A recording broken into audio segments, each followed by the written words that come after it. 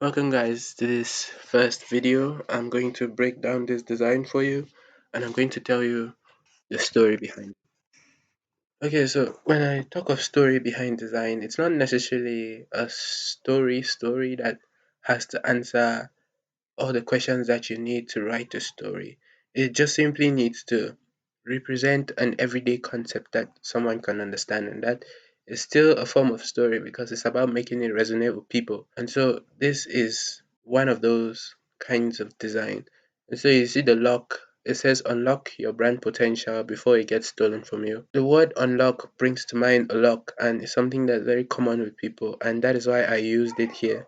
Not only did I use the lock, but I took the section where the key is supposed to be and I wrote this text there. Now, there was nothing stopping me from writing it on any other space in this design, but I wanted to put it here because I wanted it to be the center of attention. There's also an element of balance in this design. I could have simply just allowed only the lock in the middle, but I placed the lock in different positions on the screen so that I can create some balance and some visual consistency to let you know that it can still be bigger than that, but we're just limiting it to this so that it can kind of create curiosity to kind of like want to know what the other elements are, but you won't because it's the same thing. It's adding detail to the design rather than just being empty. And this is it for this one. I am going to move on to the next design in the next video.